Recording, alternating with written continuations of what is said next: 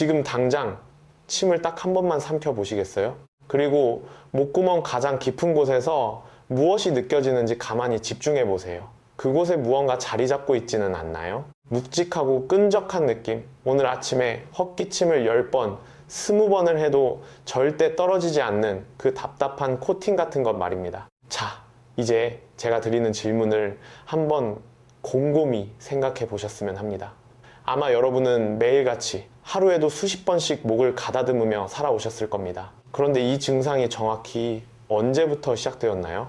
라고 묻는다면 아마 뚜렷하게 대답하기 어려우실 거예요. 이 불청객은 아주 조용히 그리고 천천히 우리 삶에 스며들었으니까요. 처음에는 그저 아침에 일어났을 때만 조금 답답했습니다. 그러다 어느새 하루 종일 이어지더니 이제는 그냥 내 삶의 일부가 되어버렸죠. 어딜 가든 물통을 챙겨야 하고 특정한 음식은 피하게 되고 주변 사람들이 좋다고 하는 민간 요법은 아마 다 해보셨을 겁니다. 그런데도 여전히 그 자리에 머물러 있죠. 오늘 밤 제가 여러분께 꼭 드리고 싶은 말씀이 있습니다. 그 가래, 그 점액은 결코 우연히 생긴 것이 아닙니다. 단순히 나이가 들어서 감수해야 하는 노화의 결과물도 아닙니다. 우리 몸은 절대 이유 없이 무언가를 만들어내지 않습니다. 끊임없이 이어지는 모든 증상은 우리 몸이 특정한 문제를 알리기 위해 보내는 아주 절박하고 구체적인 구조 신호입니다. 문제는 우리가 그 신호를 듣는 방법을 알고 있느냐는 것이죠. 그리고 오늘 제가 그 신호를 해독하는 방법을 알려드리겠습니다. 저는 예방의학을 연구하고 시니어분들의 건강을 돌보는 가정의학과 전문의 박지민입니다. 진료실에서 수많은 어르신들을 만나오면서 이 만성적인 목가래만큼 오해받고 잘못 치료되는 증상을 본 적이 없습니다. 병원에 가면은 그저 목캔디나 트로키제를 쥐어줍니다. 물을 더 많이 마시라는 뻔한 이야기만 듣고 진료실을 나오게 되죠. 그렇게 증상은 가볍게 무시되고 모든 문제의 수면 아래에서 조용히 도사리고 있는 진짜 원인은 단 한 번도 치료받지 못한 채 방치됩니다. 오늘 우리는 그 악순환의 고리를 끊어낼 겁니다. 저는 오늘 55세 이상 성인에게서 나타나는 만성 목가래의 원인 중 철저하게 과학적 연구로 입증된 5가지 구체적인 이유를 차분히 짚어드릴 겁니다. 그리고 기존의 건강 영상들에서는 절대 알려주지 않는 한 가지 비밀을 더 말씀드리죠. 이 5가지 원인 중 지금 여러분의 몸속에서 반드시 함께 얽혀서 작용하고 있을 2가지 원인이 무엇인지, 그리고 그 끔찍한 조합이 어떻게 여러분의 증상을 극적으로 악화시키고 있는지 정확히 짚어드리겠습니다. 제 진료 철학은 언제나 같습니다. 이해하기 쉬운 일상의 언어로 진짜 검증된 과학적 데이터를 바탕으로 오늘 밤 당장 여러분의 방에서 실천할 수 있는 명확한 해결책을 드리는 것입니다. 본격적인 이야기로 들어가기 전에 아래 댓글란에 이 질문에 대한 답을 먼저 남겨주시겠어요? 여러분의 목가래는 아침에 일어났을 때 가장 심한가요? 아니면 하루 종일 비슷한 강도로 계속되나요? 이 단 하나의 질문에 대한 여러분의 대답이 사실 여러분의 몸속에서 이 문제를 주도하고 있는 진짜 범인이 누구인지 엄청난 힌트를 줍니다. 댓글에 아침 또는 하루 종일이라고 적어주세요. 제가 빠짐없이 모든 댓글을 읽어보겠습니다. 자, 그럼 대부분의 사람들이 평생 들어본 적 없지만 이 문제를 이해하는 패러다임을 완전히 바꿔놓을 우리 몸의 놀라운 생물학적 메커니즘부터 시작하겠습니다. 우리 몸은 매일 단 1초도 쉬지 않고 24시간 내내 점액을 만들어냅니다. 그리고 이건 지극히 정상적이고 완벽하게 건강한 현상입니다. 점액은 우리 호흡기를 보호하는 가장 훌륭한 천연 방어막입니다. 세균, 먼지, 바이러스가 폐 깊숙한 곳으로 침투하기 전에 끈적한 그물로 낚아채는 역할을 하죠. 목구멍을 덮고 있는 연약한 점막 조직을 촉촉하고 탄력 있게 유지해주는 것도 바로 이 점액입니다. 만약 점액이 없다면 우리의 호흡기는 바싹 말라 갈라지고 공기 중에 떠도는 모든 병원균에 무방비로 노출되고 말 겁니다. 그러니까 점액 그 자체는 전혀 문제가 아닙니다. 진짜 문제는 우리가 나이가 들어가면서 이 점액에 무슨 일이 벌어지는가 하는 것입니다. 여기 수많은 의학 연구들이 명확하게 입증했지만 의사들이 진료실에서 환자들에게 잘 설명해주지 않는 사실이 하나 있습니다. 우리 몸에는 점액 선모 청소라는 놀라운 시스템이 존재합니다. 우리의 기도 내벽에는 현미경으로나 볼 수 있는 수백만 개의 미세한 털, 즉 선모들이 융단처럼 깔려 있습니다. 이 선모들의 유일한 임무는 여러분이 전혀 의식하지 못하는 사이에도 하루에 수백만 번씩 빗자루질을 해서 점액을 위로 그리고 밖으로 쓸어내는 것입니다. 점액이 한 곳에 고이지 않고 얇고 투명하게 유지되도록 끊임없이 밀어 올리는 것이죠. 젊은 시절에는 이 청소 시스템이 놀랍도록 빠르고 효율적입니다. 점액이 생성되는 즉시 곧바로 쓸려 나갑니다.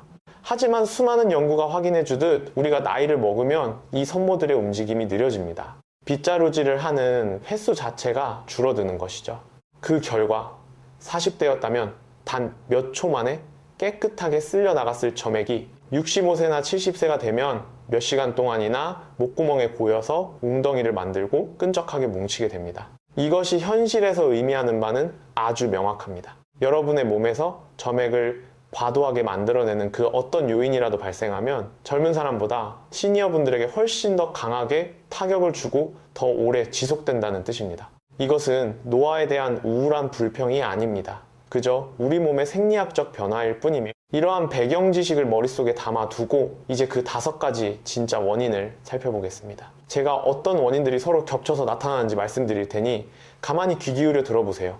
첫 번째 원인은 제가 여러분이 가장 집중해서 들어주셨으면 하는 부분입니다. 왜냐하면 이 연령대에서 발생하는 만성 목가래의 원인 중 진료실에서 가장 빈번하게 놓치는 범인으로 연구마다 일관되게 지목되고 있기 때문입니다. 전문 용어로는 인후두 역류질환이라고 부릅니다. 아마 처음 들어보는 단어일지도 모르겠네요. 아주 쉬운 일상의 언어로 풀어드리겠습니다. 대부분의 사람들은 위산 역류라고 하면 가슴이 타는 듯한 통증, 즉 과식 후 명치 끝이 쓰린 전형적인 증상을 떠올립니다. 하지만 이 문제에는 아주 조용하고 훨씬 더 기만적인 두 번째 얼굴이 있습니다. 가슴 쓰림도 없고 소화가 안 되는 느낌도 전혀 없는데 그저 목구멍만 미친 듯이 답답하고 가라앉지 않는 증상이죠. 이것을 침묵의 역류라고도 부릅니다. 우리 몸에서 어떤 일이 벌어지는지 볼까요? 식도와 위장이 만나는 지점에는 관략근이라는 근육으로 된 둥근 밸브가 있습니다. 이 밸브의 유일한 임무는 우리가 음식을 먹은 후에 꽉 닫혀서 위산이 위장 밖으로 빠져나오지 못하게 자물쇠를 채우는 것입니다. 그런데 나이가 들면 이 밸브의 탄력이 서서히 떨어집니다. 너무 여러 번 잡아당겨서 느슨해진 오래된 고무줄처럼 말이죠. 이 밸브가 완벽하게 닫히지 않으면 위산은 식도를 타고 올라와 결국 목구멍, 성대, 심지어는 코 뒤쪽 비강까지 슬금슬금 기어 올라옵니다. 여기서 이 문제가 왜 그렇게 치명적인지 생물학적 디테일을 하나 짚어드리죠. 식도는 어느 정도 위산을 견딜 수 있게 설계되어 있지만 우리 목구멍의 점막은 위산에 대항할 방어력이 전혀 없습니다. 아주 미세한, 정말 눈꼽만한 위산의 흔적만 목구멍에 닿아도 우리 몸은 즉각적인 비상 방어 시스템을 가동합니다. 위산에 화상을 입어 자극받은 점막을 보호하기 위해 몸은 다급하게 두껍고 끈적한 점액을 쏟아내어 목구멍을 코팅해버립니다. 이것은 우리 몸을 지키기 위한 아주 논리적이고 훌륭한 생물학적 반응입니다. 하지만 이 전쟁이 여러분이 잠든 사이 매일 밤마다 벌어지고 있다면 어떨까요? 여러분은 매일 아침 눈을 뜰 때마다 목구멍 깊은 곳에 꽉 들어찬 묵직한 가래를 느끼게 되지만 도대체 왜 이러는지 이유를 알 수 없습니다. 가슴 통증도 없고 신물도 안 넘어오니 위장에 문제가 있을 거란 상상조차 못하는 것이죠. 이비인후과 임상문헌에 발표된 연구에 따르면 이 질환을 앓고 있는 사람의 무려 절반 가까이가 가슴 쓰림을 단 한 번도 경험하지 않았다고 보고합니다. 그들이 호소하는 유일한 증상은 그저 끊임없이 목을 가다듬는 습관, 아침에 일어났을 때 유독 거칠고 쇳소리가 나는 목소리, 그리고 눈을 뜨자마자 쌓여있는 끈적한 가래뿐이었습니다. 스스로에게 한번 솔직하게 물어보세요. 오후보다 아침에 일어났을 때 목이 훨씬 더 답답하신가요? 몸을 앞으로 숙여서 신발끈을 묶을 때의 증상이 더 심해지나요? 아침에 첫마디를 뗄 때 평소와 목소리가 다르게 느껴지신 적이 있나요? 이것들이 바로 침묵의 역류가 남기고 간 명백한 지문들입니다. 잠시 후 행동 지침을 말씀드릴 때 오늘 밤부터 당장 이 역류를 잠재울 수 있는 구체적인 방법을 알려드리겠습니다. 여기서 반드시 짚고 넘어가야 할 아주 중요한 사실이 하나 있습니다. 만약 무릎이나 허리가 아파서 이부프로펜이나 나프록센 같은 소염 진통제를 습관적으로 드시고 계신다면 꼭 주의를 기울이셔야 합니다. 동료 심사를 거친 수많은 의학 논문들은 이 계열의 진통제가 위장 점막을 보호하는 우리 몸의 자연스러운 방어막을 허물어뜨린다는 것을 명확히 입증했습니다. 즉, 이런 약들을 자주 드시면 방금 말씀드린 침묵의 역류가 발생하거나 악화될 확률이 기하급수적으로 높아집니다. 만약 진통제를 정기적으로 드시면서 목구멍이 계속 불편하시다면 다음 진료 때 반드시 의사 선생님께 이 두 가지의 연관성에 대해 질문하셔야 합니다. 자, 다음으로 넘어가기 전에 잠시 시간을 내어 댓글에 여러분의 성함 또는 닉네임과 지금 어느 지역에서 이 영상을 보고 계신지 남겨주시겠어요? 저는 진심으로 지금 저와 마주 앉아 이 건강 이야기를 나누고 계신 여러분이 어떤 분들인지 알고 싶고 또 기억하고 싶습니다. 두 번째 원인은 너무나 조용히 찾아오기 때문에 오히려 완벽하게 무시되는 녀석입니다. 사람들은 보통 축농증이나 부비동 문제를 떠올릴 때 아주 드라마틱한 장면을 상상합니다. 얼굴 뼈가 깨질 듯한 압박감, 이마가 욱신거리는 두통, 코가 꽉 막혀서 숨도 못 쉬는 전형적인 코감기 증상 말이죠. 하지만 55세 이상 성인에게 찾아오는 만성 부비동 염증은 마치 유령처럼 거의 눈에 띄지 않게 나타납니다. 숨 쉬는데도 큰 무리가 없고 두통도 없습니다. 그런데 뼛속 빈 공간인 부비동의 점막이 아주 미세하게 부어오른 채로 평소보다 아주 조금 더 많은 양의 점액을 만들어냅니다. 그리고 이 점액은 밖으로 흐르지 않고 하루 종일 아무 소리도 없이 코 뒤쪽을 타고 목구멍으로 쉼 없이 흘러내립니다. 이것을 후비루 증후군이라고 부릅니다. 놀랍게도 2024년에 발표된 최신 연구에 따르면 이 증상으로 병원을 찾는 환자들의 평균 연령이 정확히 55세였습니다. 이 증상이 여러분의 연령대에서 흔한 것은 결코 우연이 아닙니다. 정말 답답한 부분은 여기부터입니다. 이 증상을 겪는 수많은 분들이 이게 계절성 알레르기일 거라고 지레짐작하고 약국에서 산 항히스타민제를 몇 달씩 챙겨 드십니다. 하지만 그 방법이 왜 매번 실패로 끝나는지 생물학적 이유가 있습니다. 항히스타민제는 말 그대로 점액의 수분을 말려버리는 약입니다. 일시적으로 가래가 줄어드는 것 같지만 점액을 과다하게 만들어내는 코 안쪽의 근본적인 염증에는 아무런 역할도 하지 못합니다. 오히려 수분이 쫙 빠져서 딱딱하게 말라붙은 점액이 목구멍 뒤쪽에 찰흙처럼 들러붙게 되고 이것은 원래의 가래보다 훨씬 더 고통스럽고 떼어내기 힘든 이물감을 만들어냅니다. 가장 일관되게 과학적 지지를 받는 해결책은 놀라울 정도로 단순하고 비용도 거의 들지 않습니다. 바로 따뜻한 생리식염수를 이용한 규칙적인 코 세척입니다. 다양한 코와 부비동 질환에 대한 방대한 데이터를 분석하여 2025년 의학저널 메디치나에 발표된 임상 리뷰에 따르면 식염수 코 세척은 상기도 질환을 치료하고 예방하는 데 있어 효과적이고 안전하며 경제적인 최고의 전략이라고 결론 지었습니다. 전 세계의 이비인후과 전문의들이 입을 모아 권장하는 보조 치료법이기도 하죠. 풍부한 양의 식염수 세척은 염증을 일으키는 찌꺼기 점액을 물리적으로 씻어내고 부어오른 점막을 가라앉히며 앞서 우리가 이야기했던 그 중요한 점액 선모 청소 기능을 다시 활성화시킵니다. 나이가 들면서 느려졌던 그 빗자루질 시스템에 윤활유를 쳐주는 격이죠. 여기서 정말 가장 중요한 단어는 바로 꾸준함입니다. 한두 번 해보고 효과 없네 하시면 안 됩니다. 한두 번의 세척은 고작 하루 이틀의 가벼운 위안을 줄 뿐입니다. 올바른 방법으로 매일 꾸준히 실천했을 때만이 비로소 몸에 누적되어 의미 있는 변화를 만들어냅니다. 정확한 세척 방법은 마지막 행동 지침에서 상세히 짚어드리겠습니다. 지금까지의 이야기가 도움이 되고 계시다면 댓글에 숫자 2를 남겨주세요. 여러분이 이 긴 여정을 저와 함께 잘 따라오고 계신지 확인하고 싶습니다. 그리고 아직 구독하지 않으셨다면 구독 버튼을 꾹 눌러주세요. 여러분의 따뜻한 응원이 제가 이 깊이 있는 건강 이야기를 계속 만들어가는 가장 큰 힘이 됩니다. 자, 이제 세 번째 원인입니다.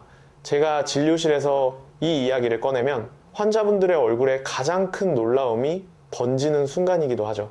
왜냐면 목이 왜 이렇게 답답한지 원인을 찾아보자고 할 때 환자분들이 몇 달 혹은 몇 년 동안 매일 아침 종교처럼 챙겨 먹던 그 약을 의심하는 분은 거의 없기 때문입니다. 우리가 흔히 복용하는 혈압약 중에 ACE 억제제, ACE inhibitors 라는 계열의 약물이 있습니다. 안지오텐신 전환 효소 억제제라는 긴 이름을 가졌죠. 이 약은 매년 수백만 명에게 처방될 정도로 혈압을 낮추는 데 탁월한 효과가 있고 대체로 몸에 잘 맞으며 심장과 혈관을 보호하는 아주 중요한 역할을 합니다. 하지만 의학계에 아주 명확하게 기록된 이 계열 약물 전체가 공유하는 특정한 부작용이 하나 있습니다. 이 약은 우리 몸속에 브라디키닌이라는 물질이 분해되지 않고 축적되도록 만듭니다. 그리고 연구에 따르면 이 약을 복용하는 사람의 5%에서 최대 20%라는 결코 적지 않은 비율의 환자들에게서 이 축적된 브라디키닌이 목구멍을 지속적으로 자극하여 미칠 듯이 헛기침을 하게 만들고 점액이 낀 것 같은 이물감을 유발합니다. 여기서 핵심은 이것이 알레르기 반응이 아니라는 겁니다. 여러분의 몸에 뭔가 심각한 이상이 생겨서 부작용이 나타나는 것이 아닙니다. 그저 그 약이 원래 그렇게 작용하는 것이고 하필 여러분의 목구멍이 그 성분에 조금 더 예민하게 반응할 뿐입니다. 그런데 왜 이 약이 범인이라는 사실을 그토록 자주 놓치게 되는 걸까요? 그 기막힌 타이밍 때문입니다. 이 부작용은 약을 먹자마자 나타나는 게 아닙니다.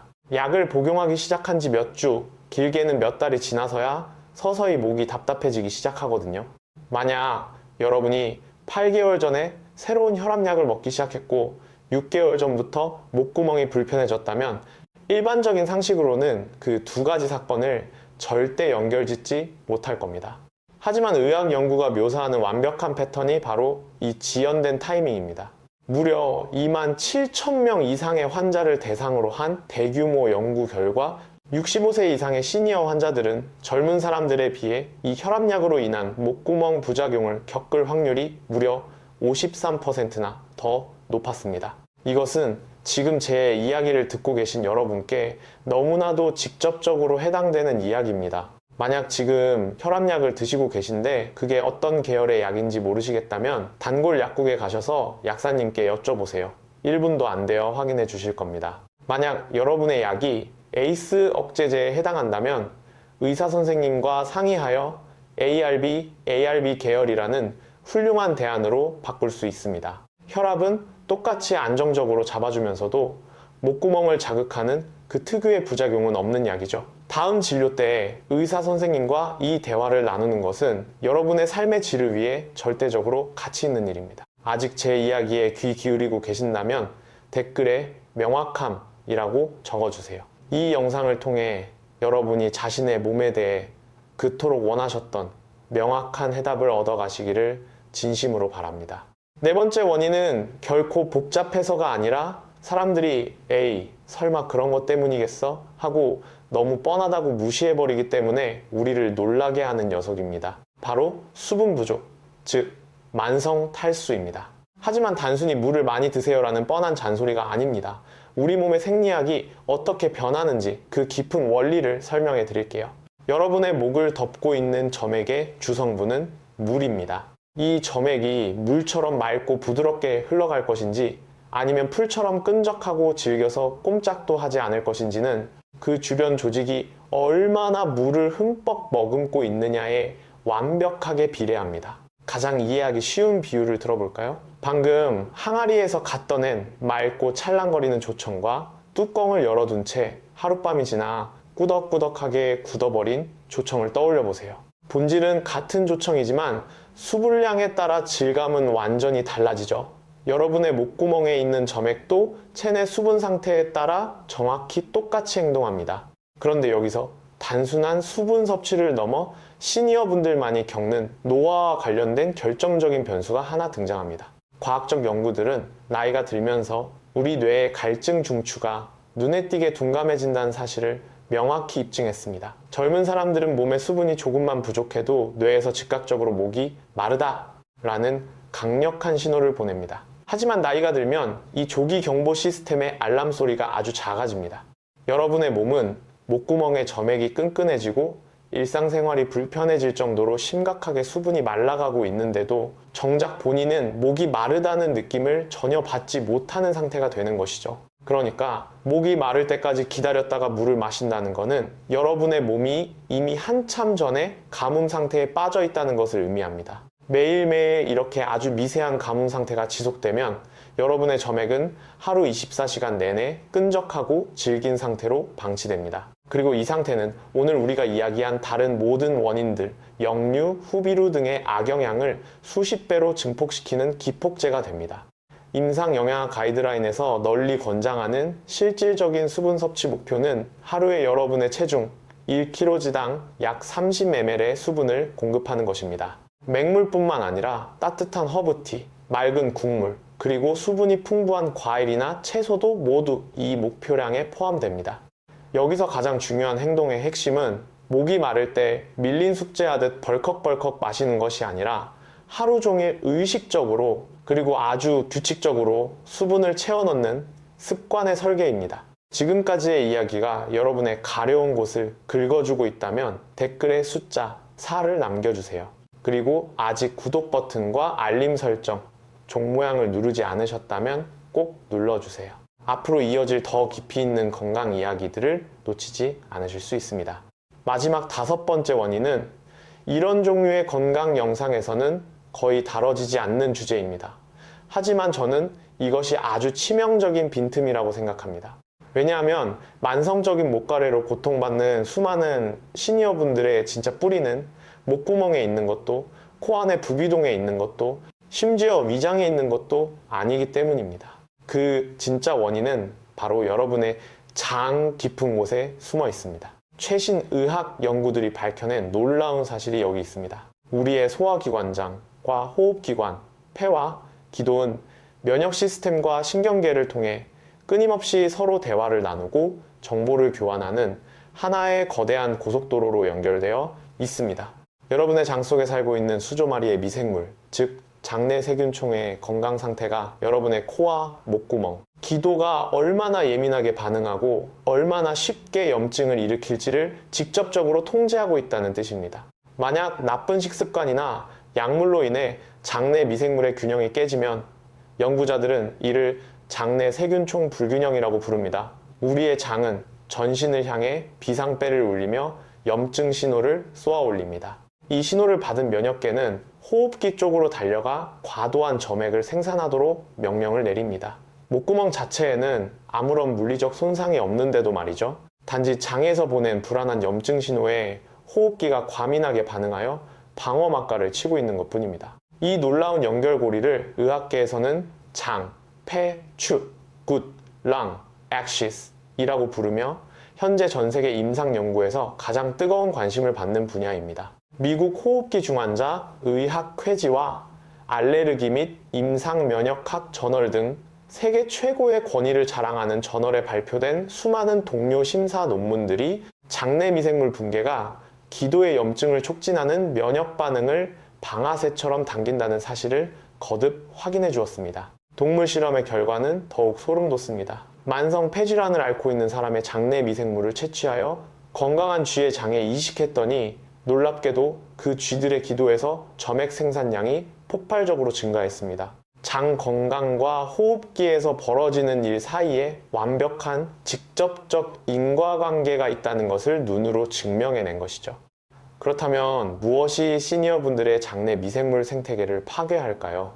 식이섬유와 발효식품이 턱없이 부족한 식단, 지난 세월 동안 감기나 염증이 생길 때마다 반복해서 먹어온 항생제, 지나치게 단 음식, 그리고 만성적인 스트레스. 이것들은 결코 특별하고 희귀한 원인들이 아닙니다. 바로 우리 주변에 계신 수많은 어르신들이 매일 겪어내고 있는 평범한 일상의 풍경 그 자체입니다. 당연히 모캔디나 트로피제 몇 알로는 이 거대한 장폐축의 반란을 진압할 수 없습니다. 하지만 아주 작은 일상의 선택들을 매일 꾸준히 쌓아간다면 여러분은 스스로 장내 미생물 생태계를 회복시킬 수 있습니다. 그 구체적인 방법 역시 잠시 후 행동 지침에서 명확하게 알려드리겠습니다. 자, 이제 여러분이 오늘 밤부터 실천할 수 있는 완벽한 행동 지침 액션 플랜을 공개하기 전에 의사로서 진심을 다해 당부드려야 할 아주 중요한 시간이 있습니다. 시니어분들에게 나타나는 만성적인 목가래는 대부분 양성질환입니다. 오늘 우리가 이야기한 것처럼 생활 습관으로 관리할 수 있고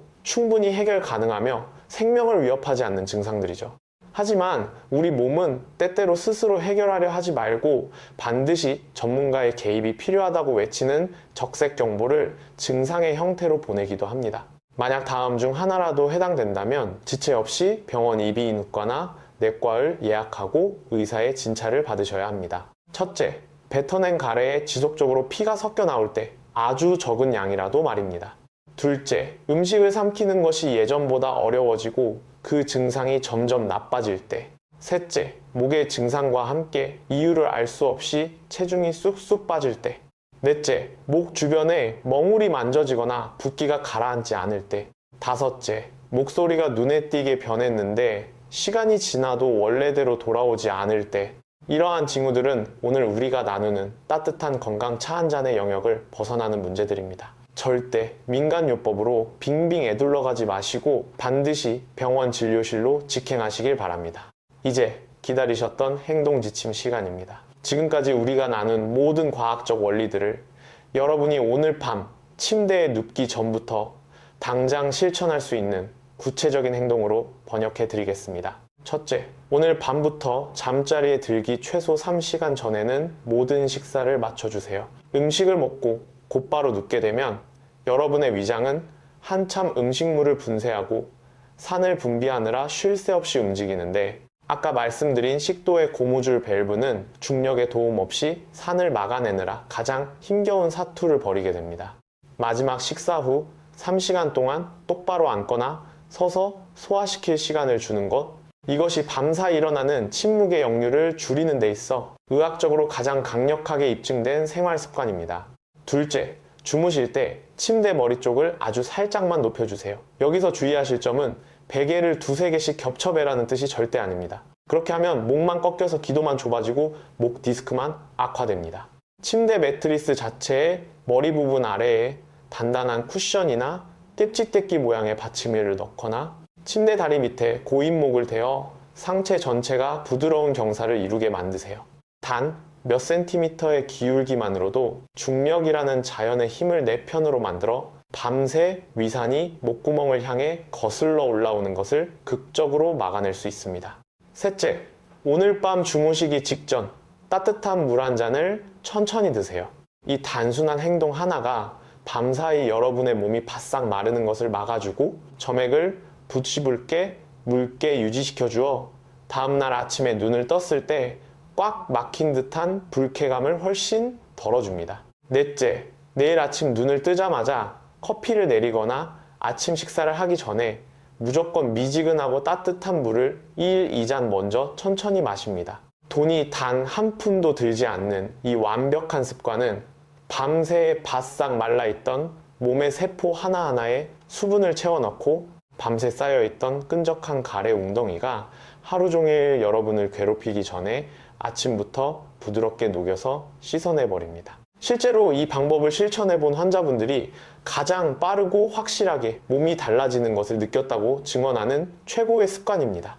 다섯째, 이번 주에 약국에 가셔서 코 세척기 네티팟이나 부드럽게 짜서 쓰는 생리식 염수 용기를 하나 구입하세요. 절대 수돗물을 그냥 쓰시면 안 됩니다. 물을 한번 팔팔 끓인 뒤 손등에 떨어뜨렸을 때 기분 좋게 따뜻한 온도로 식혀서 사용하세요. 여기에 약국에서 파는 코 세척용 순수소금을 한 포 넣고 만약 원하신다면 식용 베이킹소다를 아주 작은 한 꼬집만 섞어보세요. 베이킹소다는 코 속의 산성도를 부드럽게 중화시켜 끈적한 점액을 묽게 만드는 데 도움을 줄 수 있습니다. 이것을 매일 한 번, 가급적이면 아침에 일어나서 사용하세요. 그리고 제발 부탁드리건데 딱 이틀 해보고 포기하지 마시고 정확히 2주 동안 매일 하루도 빠짐없이 꾸준히 해보세요. 그 2주의 꾸준함이 효과가 최고야 라고 웃는 사람과 해봤는데 소용없어 라고 투덜대는 사람을 가르는 유일한 차이점입니다. 여섯째, 병원 진료를 예약하시고 지금 드시고 계신 모든 약의 처방전을 챙겨서 의사 선생님을 찾아가세요. 가시기 전에 메모지에 타임라인을 꼭 적어 가십시오. 내 목구멍이 답답해지기 시작한 게 언제쯤이었지? 내가 이 혈압약이나 진통제를 새로 먹기 시작한 또는 약을 바꾼 데 시점이 언제지? 이 두 가지의 연대기를 맞춰보는 겁니다. 만약 혈압약을 드시고 계신다면 의사 선생님께 직접적으로 물어보세요. 선생님, 제가 먹는 약이 ACE 억제제인가요? 혹시 제 목가래가 이것 때문일 수도 있다면 ARB 계열로 약을 바꿔볼 수 있을까요? 일곱째, 우리의 호흡기를 조종하는 장, 폐축을 달래주기 위해 매일 하루에 한 번 아주 작은 양의 발효식품을 식단에 추가하세요. 유익균이 살아있는 달지 않은 플레인 요거트, 맑은 동치미나 백김치 국물, 혹은 약간의 생균 캐피어 우유 발효 음료도 좋습니다. 이러한 음식들은 장내 미생물의 생태계를 다양하고 풍성하게 만들어주며 장기적으로는 기도에 발생하는 염증의 불씨를 꺼트린다는 것이 수많은 연구로 증명되었습니다. 이것은 하룻밤 자고 나면 낫는 마법의 알약이 아닙니다. 하지만 이렇게 길게 보고 투자하는 전략만이 결국 여러분 몸의 근본적인 체질 베이스라인 완전히 바꿔놓을 수 있습니다.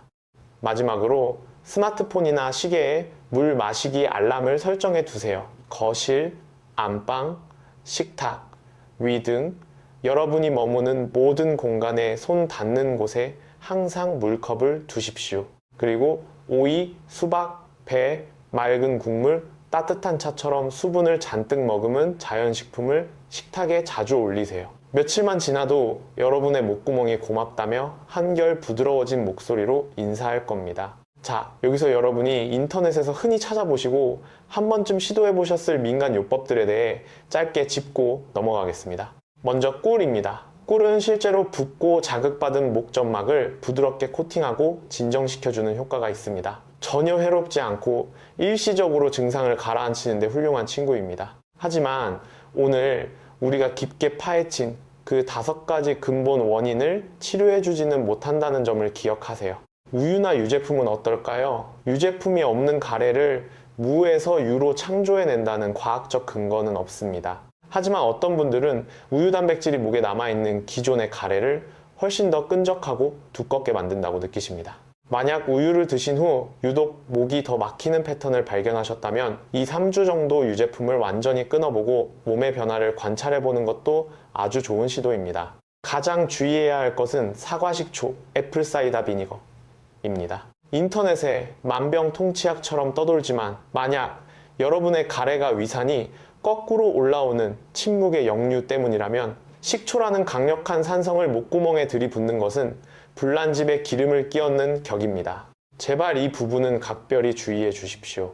오늘 십시의 건강차 한 잔을 마무리하며 여러분이 이 한 가지만은 꼭 마음에 담아 가셨으면 좋겠습니다. 여러분의 목구멍 깊은 곳에 찰싹 달라붙어 떨어지지 않는 그 불쾌한 점액은 결코 헛되이 존재하는 것이 아닙니다. 거기에는 분명한 이유가 있습니다. 사실 무려 5가지의 명확한 이유가 존재하죠. 하지만 안타깝게도 이 고통을 안고 살아가는 대부분의 사람들은 병원에서 이 5가지 중 단 하나에 대해서도 제대로 된 설명을 들어본 적이 없습니다. 가슴쓰림이라는 경고음조차 울리지 않고 여러분이 잠든 사이 조용히 위산이 식도를 타고 올라오는 침묵의 역류, 코가 막히거나 머리가 아프다는 요란한 신호 없이 그저 코 뒤로 콧물을 쉼 없이 흘려보내는 미세한 만성 부비동, 염증 후비루.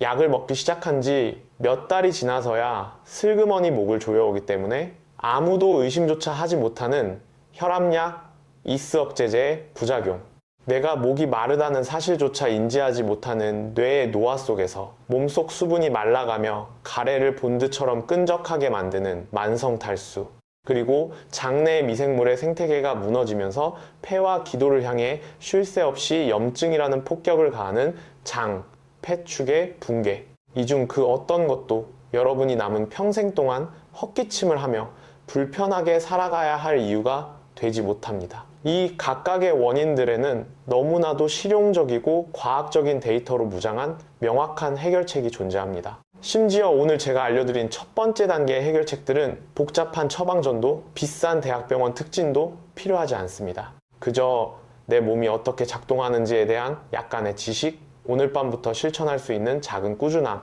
그리고 내 몸이 보내는 증상을 그저 귀찮은 노화의 산물이 아니라 나를 살리기 위해 보내는 절박한 구조신호로 받아들이는 따뜻한 마음가짐만 있으면 충분합니다. 만약 누군가 여러분에게 그거 다 나이 들어서 그런 거니까 그냥 참고 사세요 라고 말했다면 오늘 이 시간이 여러분에게 자신의 몸을 바라보는 완전히 새로운 안경이 되었기를 바랍니다. 여러분은 그저 늙어가고 있는 것이 아닙니다. 여러분은 아주 구체적이고 정체를 밝혀낼 수 있으며 충분히 고쳐나갈 수 있는 생리학적 문제와 마주하고 있을 뿐입니다. 그리고 여러분은 그 사실을 명확히 알아야 할 마땅한 권리가 있습니다. 구독 버튼을 누르시고 알림 설정을 꼭 켜두시기 바랍니다. 조만간 저는 우리의 장 건강이 어떻게 우리가 이 나이대에 겪는 가장 흔하고 고통스러운 만성염증의 원인이 되는지 그 비밀을 낱낱이 파헤치는 영상을 가지고 돌아올 겁니다. 그 이야기는 여러분이 절대 놓치고 싶지 않으실 겁니다. 오늘 이 영상이 여러분의 묵은 체증을 조금이나마 내려주었다면 주변에 이 똑같은 문제로 남몰래 헛기침을 하며 고통받고 있는 딱 한 분에게만 이 영상을 공유해 주시겠어요? 돈이 드는 일도 아니지만 이 한 번의 공유가 그분이 자신의 몸을 이해하고 돌보는 방식을 완전히 기적처럼 바꿔놓을지도 모릅니다. 그리고 창을 닫고 나가시기 전에 아래 댓글란에 꼭 남겨주세요. 오늘 말씀드린 5가지 원인 중 여러분을 가장 크게 놀라게 한 것은 무엇이었나요? 그리고 여러분은 이 답답한 목가래와 도대체 얼마나 오랜 세월을 함께 싸워 오셨나요? 제가 직접 여러분이 남겨주신 모든 댓글을 하나하나 소중히 읽어보겠습니다. 이것은 일방적인 방송이 아니라 저와 여러분이 진심을 다해 나누는 진짜 대화이며 여러분의 경험과 이야기는 이곳에서 무엇보다 가장 중요하고 가치 있는 기록입니다. 오늘 밤도 여러분의 몸과 마음이 모두